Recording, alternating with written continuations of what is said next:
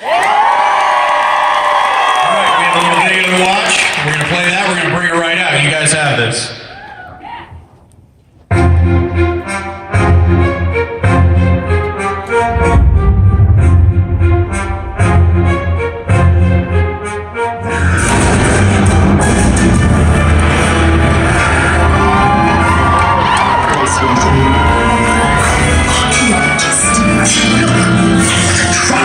I had lessons from the very best.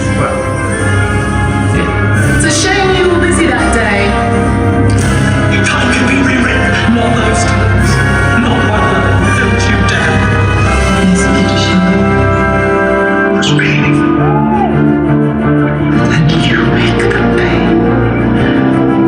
And you make them suffer. Spoilers!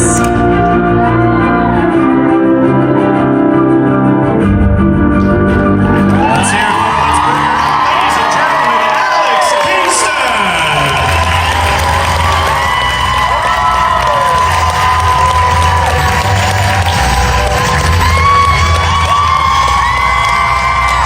Ooh, it looks like she has a surprise with her. What is in this mysterious bag, I wonder? Hello, sweeties. Yeah, don't look at what's down there. know what that That's is. for later. I love that not only did we see some really lovely clips from Doctor Who in that reel, but there was also really a very particularly touching and meaningful clip of Dr. Corday. Oh, was that Yeah, so her with a fellow named Mark Green in front of a priest. really? Oh, don't. Oh, it wasn't when he died, was it? Was it? No, it was you in front of a priest. Oh, right. Okay. Hi there. I think I've probably met you all already. My dedicated fans. Yeah. Except I haven't met that man over there. He's like looking very scary, sort of completely bald with two black holes, like he's, you. Exactly, you. Hi. It sounds like she really wants to see you like her iron fist. No, not so much. Not so much. Never mind, stay away. Well, I would love to start talking a little bit about Dr. Elizabeth Corday. Oh, okay, yeah, let's do it. You, Another academic. All I play is academics. It's amazing. My friend Dr. Constance Isa, who works in the comics side of things, went and saw you yesterday, a vascular neurologist who was deeply inspired by Dr. Corday when she was going through medical school. Yeah, she told me that, and it's interesting because I do get in the times that I've been meeting fans, primarily for Doctor Who at these conventions, but there are fans who come across who have been sort of dedicated ER fans, and very often I get people who are involved in the medical profession, albeit as a nurse or doctors or medical workers, psychologists, people who, when they were growing up, were really influenced by that show. I find it incredibly humbling because it's something that inspired them to go on and choose that very tough profession to dedicate themselves to, and it really is a vocation. I think anybody in any of those, whether it's the police, the fire brigade, hospital workers. I mean, that is teachers. It's a vocation because you're never remunerated in the way that you should be, or really recognised in the way that you should be. I mean, they're the ones that should be winning the Emmys and the Oscars, in my opinion. So I find it incredibly humbling because we just acted it. We weren't it. We were pretending. We had great fun pretending. I mean, I would leave the hospital. I say the hospital. I don't even say the set. I'd leave the hospital thinking that I really could perform open heart surgery. So thank God I didn't ever pursue that. It has been it's been amazing to meet these people. I do have a few more questions for Alex, and if you aren't already lined up, we have a fair number of people lined up to ask questions. We want to give most of the time to you wonderful audience members who are here to see Alex to ask your questions. Now, speaking of Dr. Corday, and of course, I would be remiss if I didn't bring up River Song. There are so many... Professor River Song. My apologies, Professor. As the son of a professor, I've failed miserably. You have this wonderful laundry list at this point of take charge, female characters who are not waiting for a man to give them permission to do what needs to be done. And it's one of the reasons that I think I speak for myself at least, and I think many of us out here, why we love your work so much. It's very odd because when I was at drama school and I graduated from drama school, I never got to play the sort of the traditional ingenue roles. I did one or two, but I didn't sort of have that huge roster, or I certainly didn't complete my bucket list, of the Ophelias and Juliets and I couldn't ever understand why, because I would say, I am kind of sensitive and shy, really. It's not like I'm just out there ball busting. I guess, I'm tall, I'm strongly built, and the crazy thing is that in a way, it's a cliche, but to sort of just assume that you have to be sort of waif-like in order to play those ingenue roles, because it's about what's inside you, and you can be fragile inside, even though outwardly you might look strong and capable. But I never really got that opportunity. But to be perfectly honest, I'm not complaining.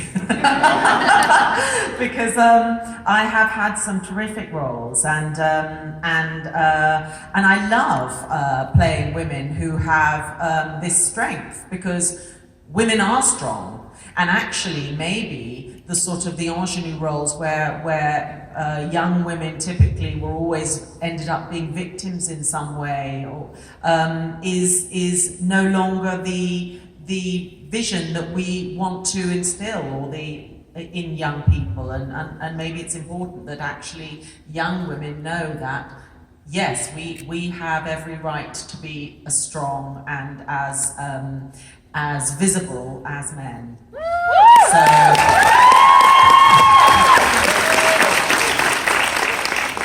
When you were a kid, did you have particularly strong female role models, whether just people that you knew or people that you looked up to? No, not really. My mother is a very strong character. She absolutely sort of held the household together. And my grandmother on my mother's side was also a very strong woman. She lost her husband at a young age, and she basically had to run a farm on her own with 3 small children. I come from a tradition of women who sort of pick themselves up and just do it, survive. And in fact, I did a series called Who Do You Think You Are? It's a British show, and I was invited to sort of go on that exploration of my ancestry. And oh my God! I don't want, if people haven't seen it, if they want to check it out, I don't want to say anything because it's a massive spoiler. You literally, you know nothing. You are discovering on screen. So everything that I learnt in the moment, and I think it shows on my face. But I realised that I have come from a line of extremely strong women going way back 5 generations. So, keep it coming. I've just got one more for you before we turn it over to these wonderful people. Now, you have worked with a few different doctors. How would you describe the difference in their personalities? I don't think it's fair for any of us to ask which her favorite is, because how could you answer? I can't answer because they're all the same person. They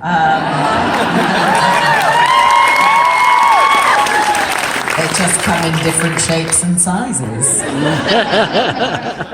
How would you say that working with David versus Matt versus Peter is their whether it's their performance style or just the way they are on the set? I think it's quite difficult because in a way it's slightly unfair to judge David because I came onto the show when he had made the decision already that he was going to be leaving. And so I think he was in a kind of like an internal process of kind of mourning in a way. I don't know whether he was aware that he was, but he had a very hard time saying goodbye to the show. He knew it was the right thing to do, but he was so emotionally connected to that role. And so there was a sort of, I don't know, there was not, I don't even want to say an air of melancholy, but he was slightly distracted.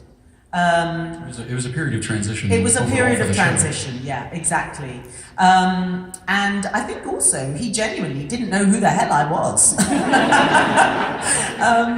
And of course, I thought it was just going to be a 2-episode story arc, and I died, and so in a sense there wasn't quite the same.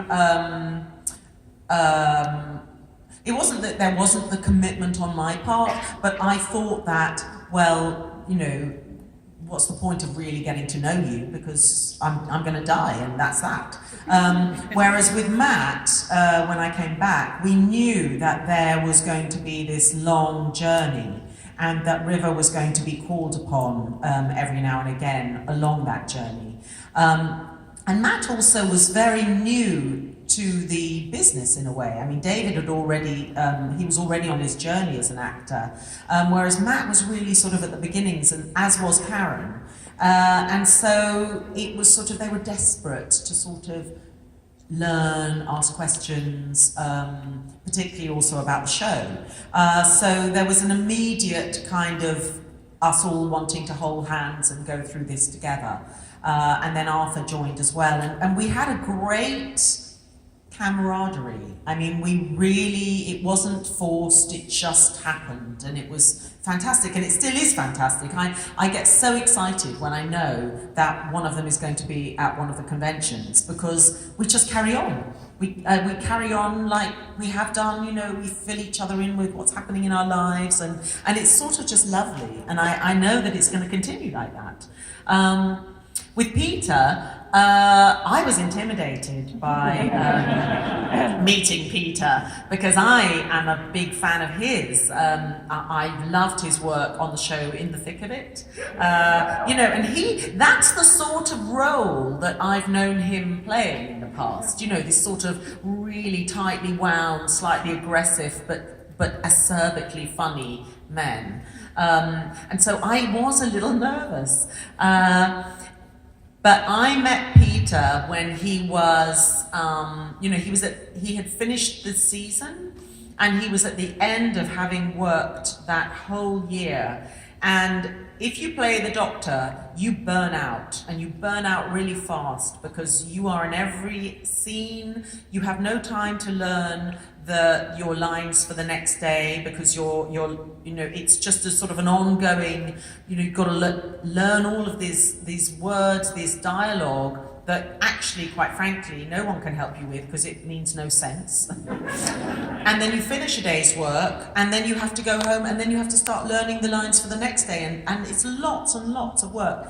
So you get burnt, and he was exhausted. He was absolutely shattered. At the same time, I think he was really relieved to play some comedy. And it was a fabulous ending to what had been a very dark year for the Doctor, actually. So we had a lot of fun. He got to start the next season with a guitar, so I think he got all of his wishes. Yeah. Actually, he had his guitar already in the Christmas special. Oh, that's right. Yeah.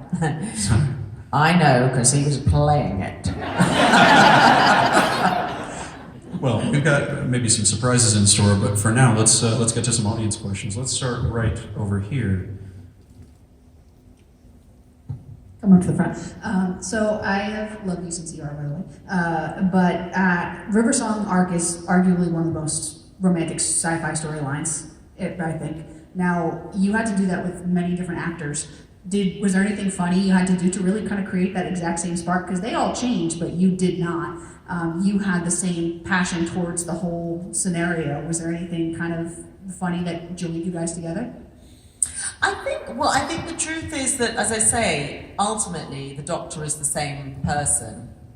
And so even though when there was the transition, even though I'm working with a different actor, I had to remind myself that as far as River's concerned, it's the same spirit.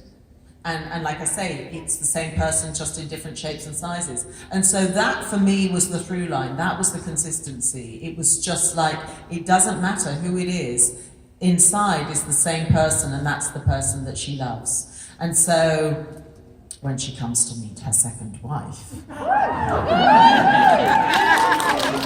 it'll be the same.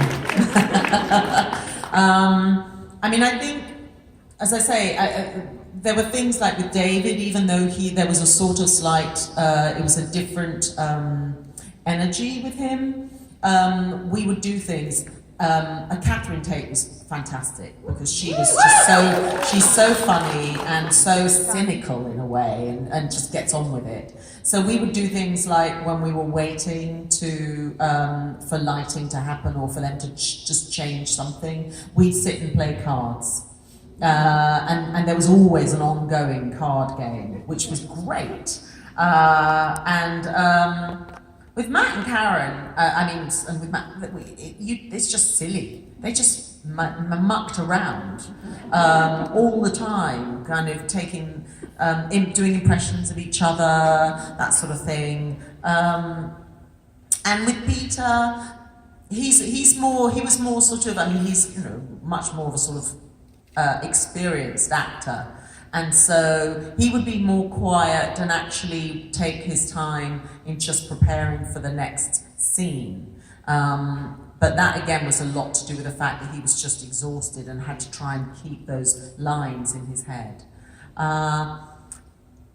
Yeah. And have I answered your question?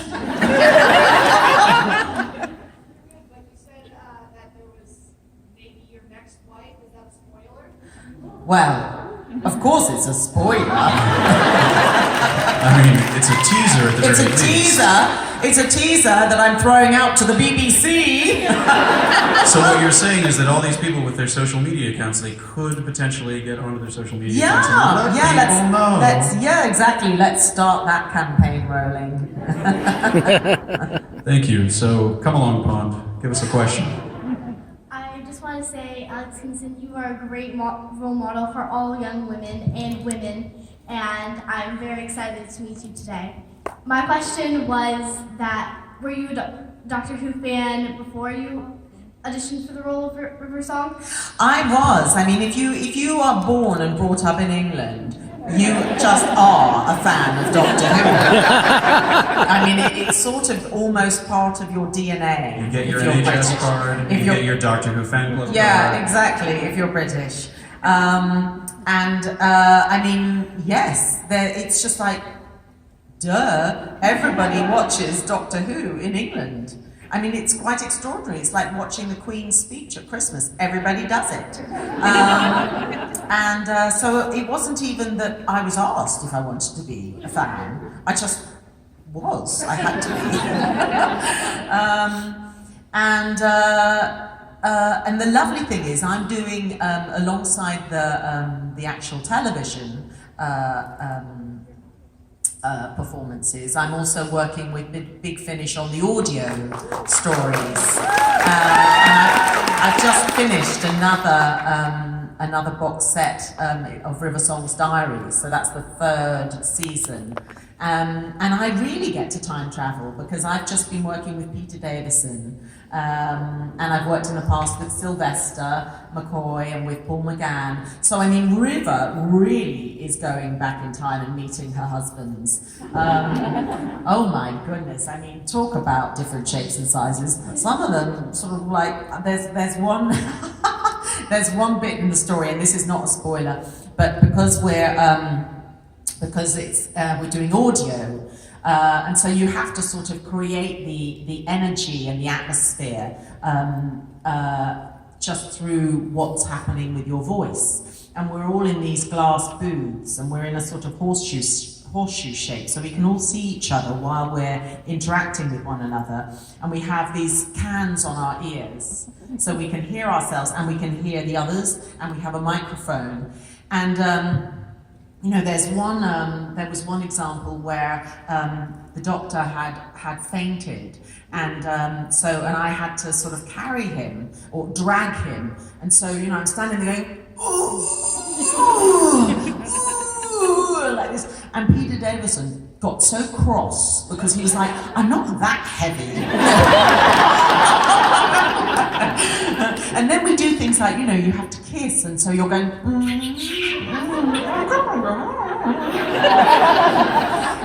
I start laughing because I see other people, particularly when they're dying, you know, if they've got some massive slug in their body or something that's eating them from the inside, because that's obviously typically Doctor Who, that's how you die. And so you see these actors going,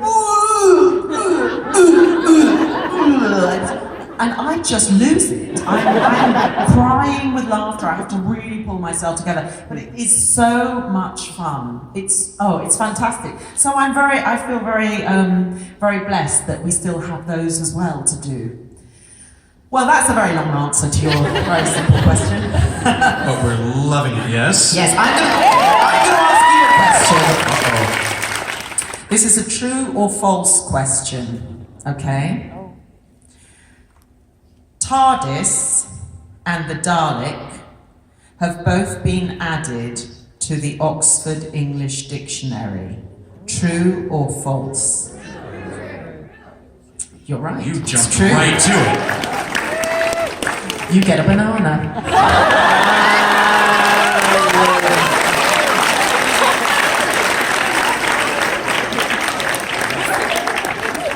Who else can say they went to a convention and won a banana from River Song? No one. Next question. Right over here. Hello, Miss Kingston. Hello. Well, Professor Song. I forgot. I called you Mrs. yesterday during our photo op.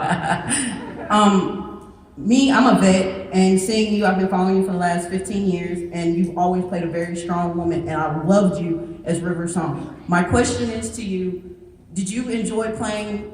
I'm sorry to say, the psycho River Song when you tried to kill your husband, or when you were always trying to help your husband as the doctor?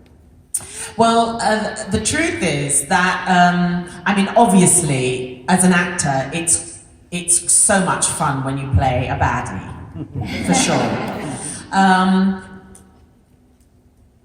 But when Stephen Moffat started to write that whole long storyline, and when we were sitting on the beach, for example, at Lake Silencio, and we were filming that, I knew that I was Rory and Amy's daughter at that point, but I couldn't tell anyone. So I had that secret, and they knew that I had a secret at that point. So when we were all sitting having our sort of picnic on the beach, they were trying in between takes, trying to get me to reveal what was going on.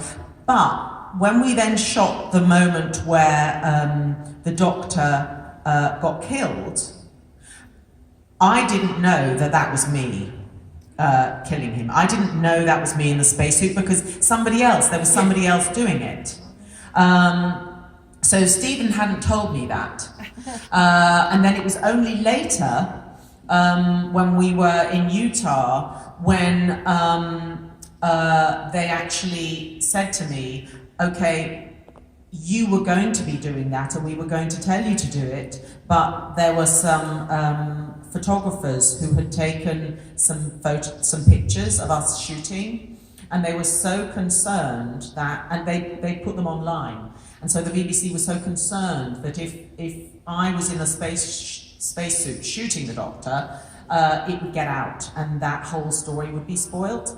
So they didn't tell me, they kept it from me, and it was only then when we were back in Cardiff that we had to shoot that against a green screen. So, and then with the whole story of, of Melody, and you saw the different incarnations of River. Again, I didn't know that was me until the last moment. And then, when I was able to be badass, then it was great. when you were the Eagles River song. I like stealing big diamonds in my cleavage. Who doesn't? I love being in that part of River and as well as Mom. I love doing that role. As a strong woman, you're just an inspiration to me. Oh, well, thank you so much. I really appreciate Thank you, it. Miss. Okay, I'm going to ask you a question. Yes, ma'am. Okay. So, there's a guy called Douglas Adams, and he wrote The Hitchhiker's Guide to the Galaxy. He also wrote scripts for Doctor Who. True or false? Ask the audience 50-50. True? Yes?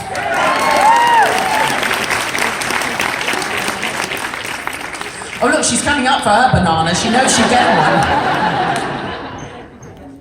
You're welcome.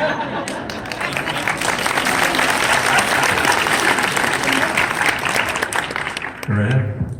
Hello. Hello. I love River Song. She's one of my favorite strong female characters. I'm also a big music fan, so I was wondering if you had to pick a badass theme song for River Song, what would it be?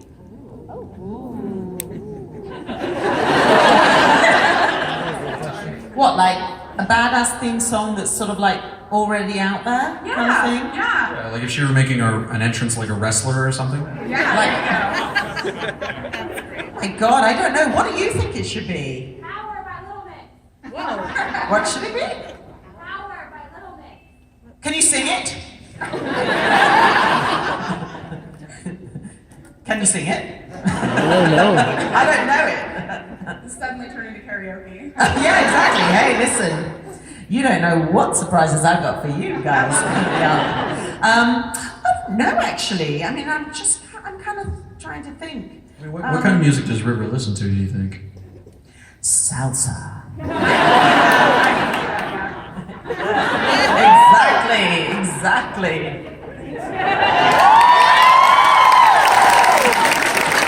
Dale. Yeah, hell yeah, salsa. Excellent. Despacito. Thank you so much. Right here. Hello. So first, I have to say I spent the last 24 hours trying to come up with an interesting question Okay. that you requested. So I have two. You can pick which one you want to answer. Okay. One is if you found a penguin in your freezer, what would you do? God, I defrosted. What do No, like alive. Oh, and then the other question is, what's the most either like inspiring moment or like the biggest lesson you've ever learned, or any like moment in your life that made you the most happy, and why? Oh, for God's sake. You said interesting. You said ask me something interesting. Okay. Inspiring?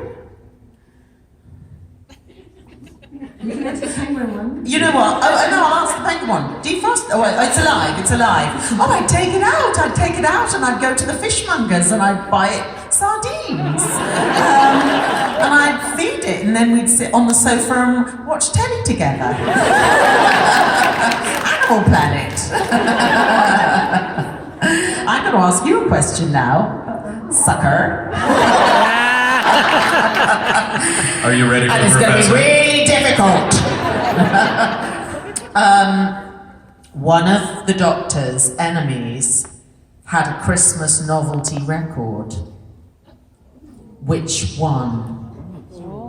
Which of his enemies had a Christmas novelty record? Say it louder. I'm sorry, that sounded like the most merchandisable one. Yes, it was the Daleks. And do you guys want to know what the title was? I'll tell you, so you can Google it. The title, hang on a minute, I've got to go to my notes. Here we go. The title was,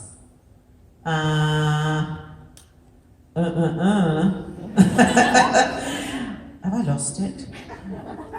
Where? Oh no. Here we go. Yes, here we go. No. This is no, I've got gap between windows, 33 inches. That's not the answer. The fish? No.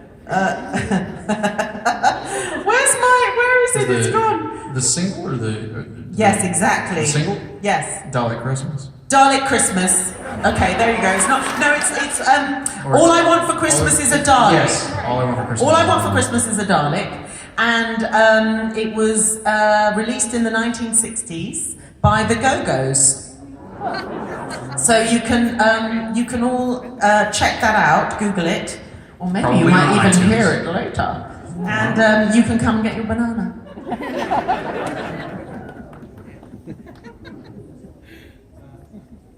I like There that you Alex go. is so concerned with everyone's potassium intake. It's very important, it really is. Listen, it's not the potassium, it's the banana.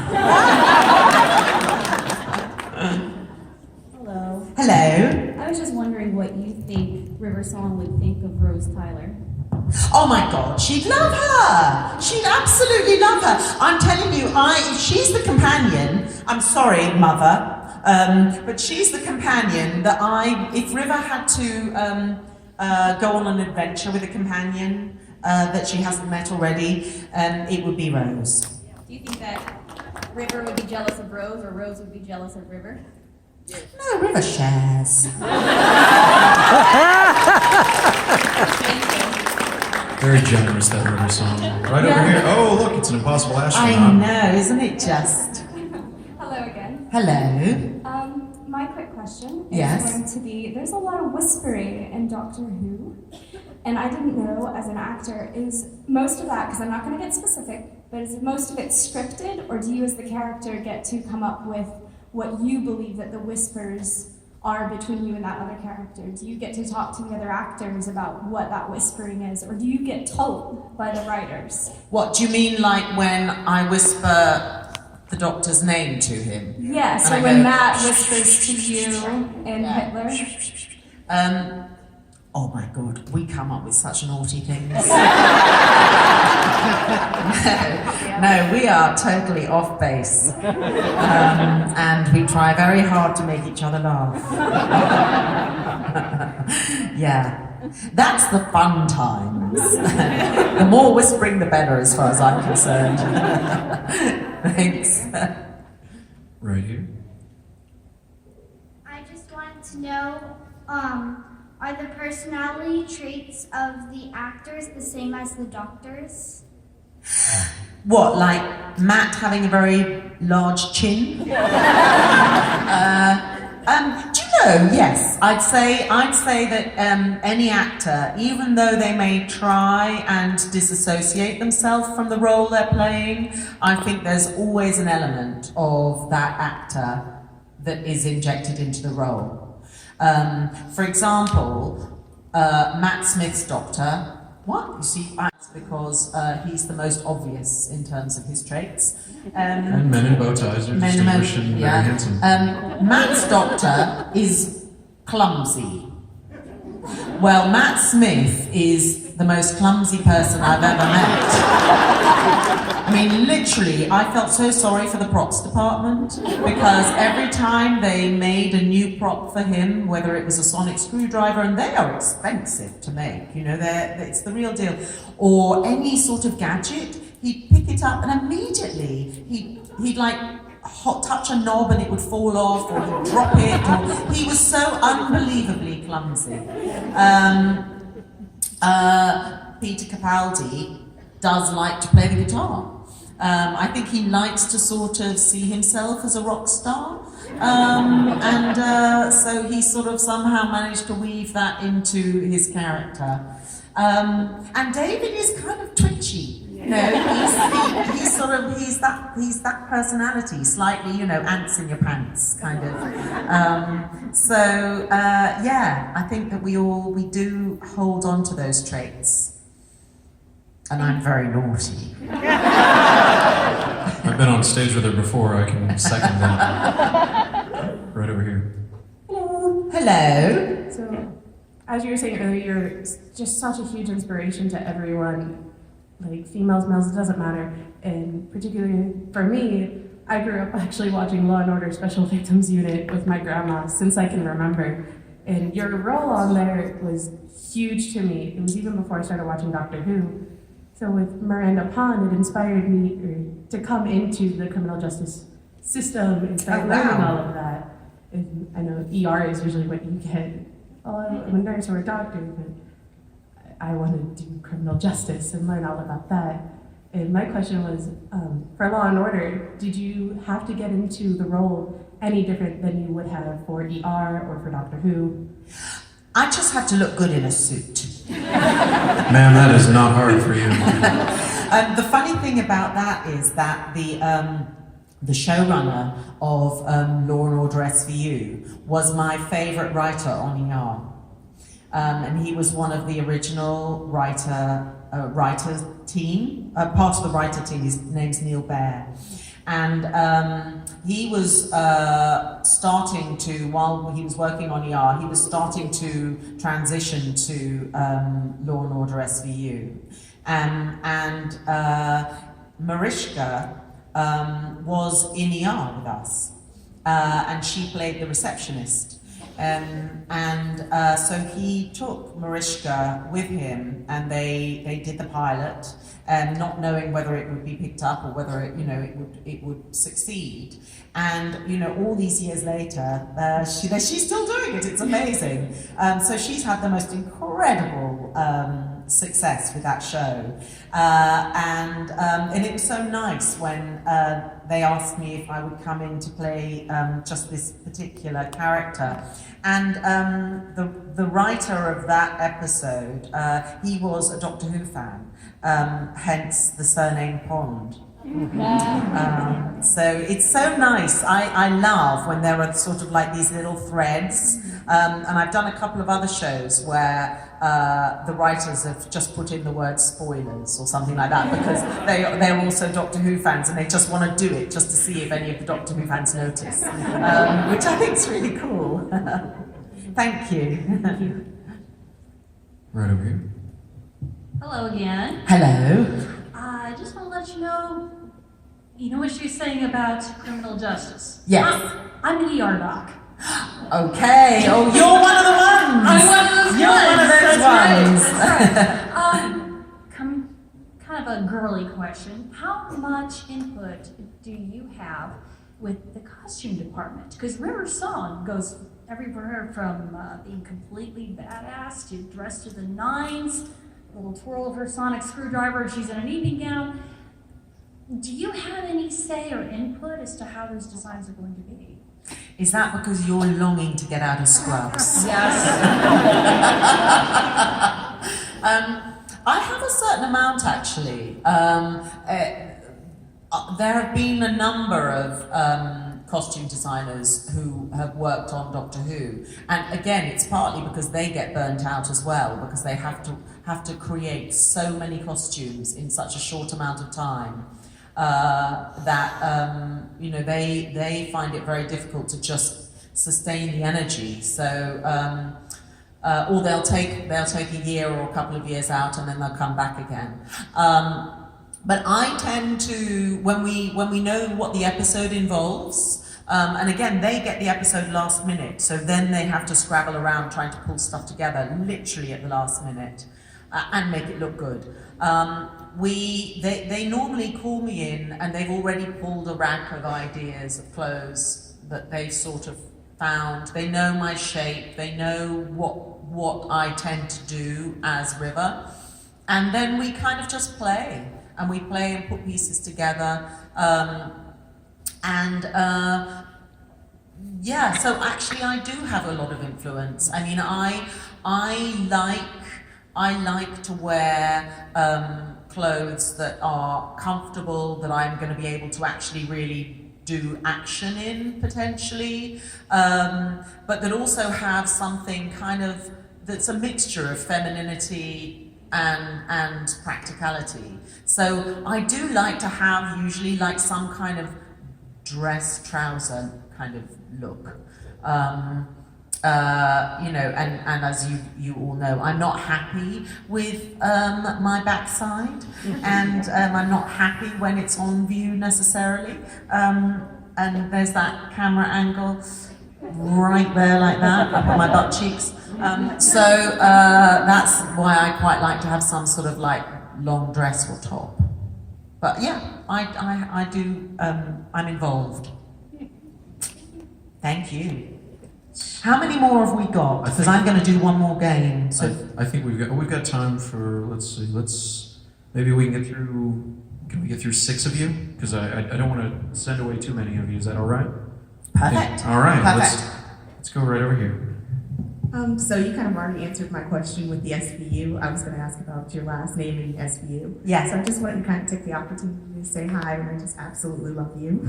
Oh, well, thank you very much. Expressions of love are certainly welcome. Expressions of love are And she'll be back at her fabulous. table this afternoon. Right here, young lady.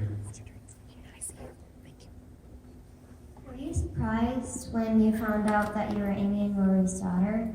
Spoilers. Not as surprised as they were. I was very lucky because Stephen Moffat actually called me. The way that my working on the show would go was I was living and working in America, in the States, and because the nature of River is that she sort of she comes in and joins an adventure. I wasn't on any sort of retaining fee that would keep me available. And so what would happen would be the BBC would call me and the casting director of Doctor Who would say, Stephen is thinking about writing you into an episode that will start filming in a month's time. Are you available? Or if you're not, when would you be available? And so that's sort of how it went. And then on this one particular day, Stephen called me himself and said, I need you to be available for a longer story arc. And he said, I'm going to tell you something, but you must swear that you can't tell anybody else what it is. And you have to hold on to this secret for quite a long time. And so he told me that I was Rory and Amy's daughter, but that storyline was going to take pretty much the entire season to be revealed. And so then he said, so would you be available? I was like, hell yes! Are you kidding? Of course. So that's how it worked. So I was surprised. But you know what? You can never be surprised with what Stephen writes because it's so complex and fantastic. But yes, they were surprised.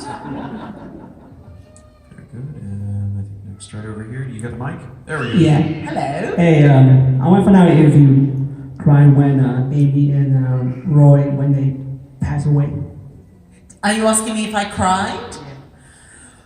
Do you know what? It was very, very difficult because Rory he was already gone, and it was the moment when we were filming in the cemetery, and Amy makes the decision to be taken by the Weeping Angels so that she can go back and be with Rory, and that was Karen's farewell, and it was incredibly hard for Matt because they had been through everything together, and he found it very, very, very hard to say goodbye to her, and he was very upset, and Karen was very upset, and we were filming on this windswept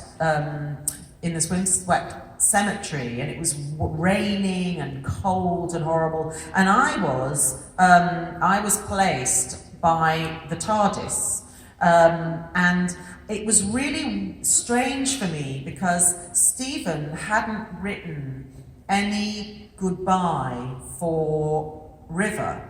He hadn't really accommodated or allowed himself to go on the journey of how River might be feeling about the fact that she's only just met her parents again. and connected and reunited with her parents in a way, and now they're both going.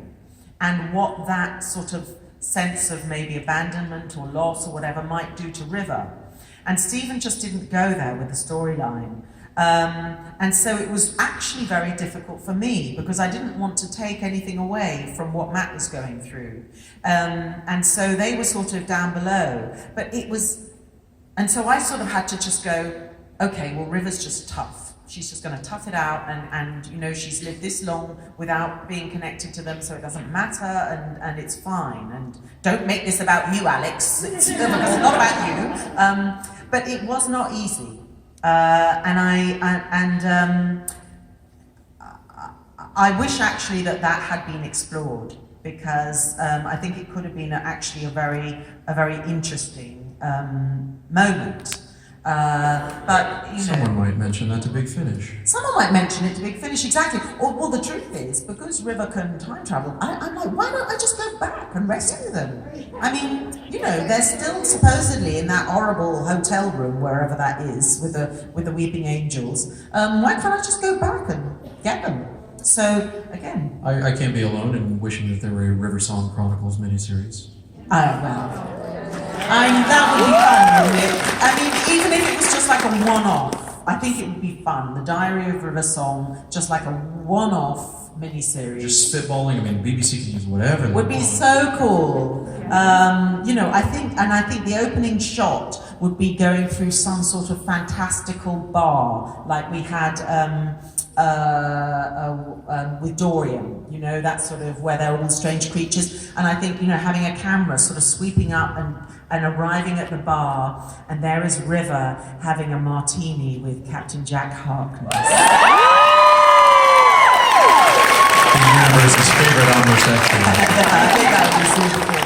All right, so last three, we're gonna go right here. Hi, I just want to say I'm a huge fan and I love all the mischievous adventures River Song goes on. But if you could travel with any of the Doctor's companions, who would you want to travel with? Oh, well, it's Rose Tyler. Okay. Rose Tyler. Hands down. Who am I gonna call on? A Ghostbuster. A Ghostbuster!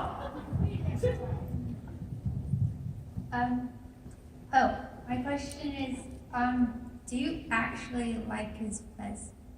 Since you blew it up. Do I actually like his fez? Well, you know what? I mean, come on. The sales of fezzes has gone through the roof. It's kind of pretty amazing. All those poor guys that had fezzes sitting in their hat shops for years and getting dusty, and now they're kind of like just like flying off the shelves. So, you know, I don't want to diss the fez because I don't want to put people out of business. It's the same with bow ties. Bow ties are cool now, you know, everybody's wearing bow ties, and we call them braces, but you call them Suspenders. Suspenders. See, suspenders are what ladies wear under their dresses. And the men who know what they're doing have suspenders on their shirt tails. Do they really? They do. Oh my word! Oh, there are all sorts of buckles and snaps. I don't want to diss the fez, but I prefer a cowboy hat myself.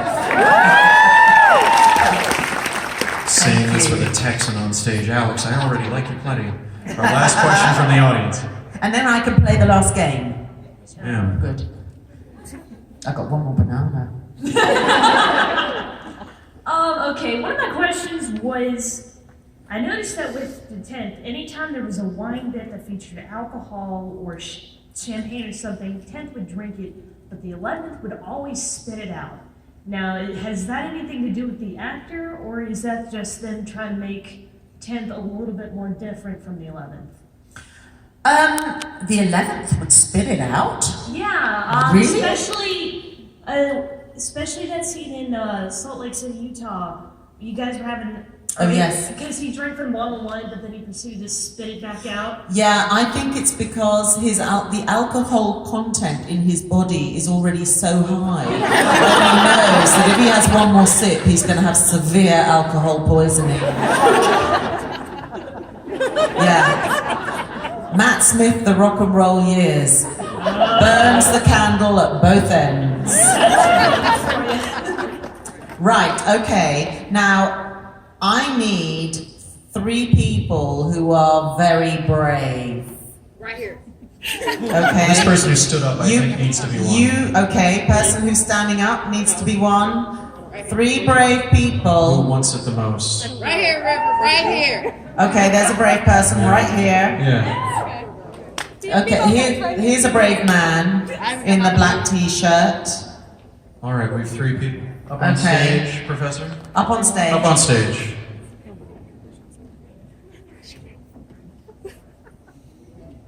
Actually, you know what? We'll have one more. Even it out. Oh, Mr. Blue. Mr. Blue. Come on. Right, stand all here. You got your banana. You've already won a banana. No, you won't take another one. Down you go. You've won a banana. You can't do bananas. Can't do bananas. Off you go. We didn't get to see her lovely dress, though. Oh, I know. Gorgeous. Wasn't that dress fantastic? Oh. What? Okay, there's a lady there in Gallifreyan. She's got like a gown. There we go. Come on up. All right. Oh, this is exceptional.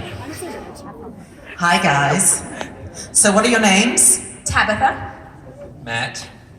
Mr. Reese's. Dave. Joy. Okay. Well, you all know what River says. She's got 2 catchphrases. So I want you all to give your best impression of River Song. We'll start with Hello, Sweetie. I'm going to take this, give it to you, and you're going to go down the line, and the audience are going to vote on who does the best impression. Okay? Hello, sweetie. Hello, sweetie. Hello, sweetie. Hello, sweetie. I love that the second guy sounded like the Blue Meanie from Yellow Submarine. Okay, so this one. This one. This one. This one. Okay, so it's kind of between these 2. Right now, it's between these 2. Okay, now, spoilers. Spoilers. Spoilers.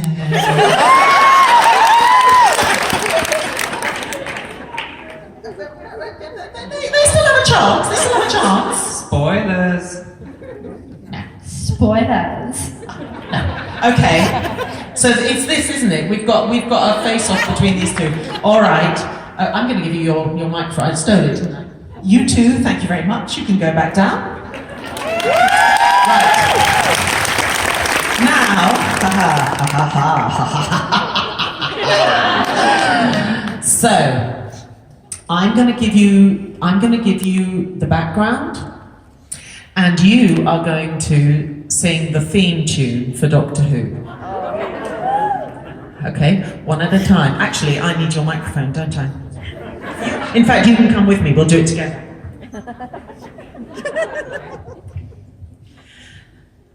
Da da da da da da da da da da da da da da da da da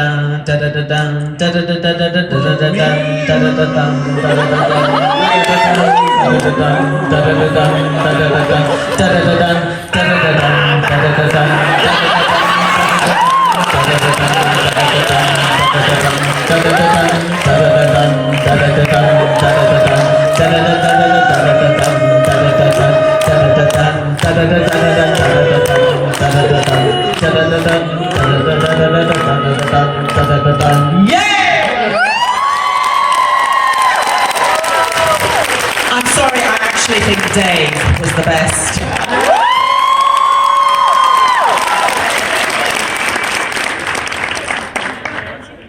You get the final banana. Now, don't let me see that on eBay. And now I think we have a treat.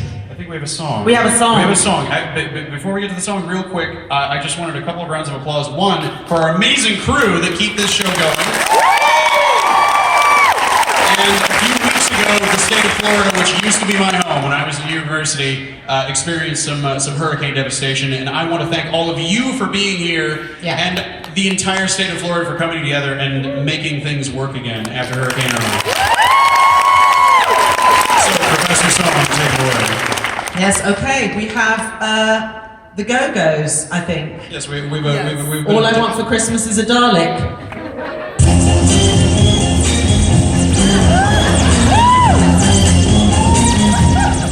I'm gonna spend my Christmas with a Dalek, hugging underneath the mistletoe. And if he's very nice, I'll feed him sugar spice and hang a Christmas stocking from his big leg. Are you not dancing? This is where you dance. I'll kiss him Get up and dance. and take him in to say hi to Mom. And let him daddy out of his bed. Merry Christmas. Merry Christmas. Happy Christmas. Merry Christmas. Merry Christmas.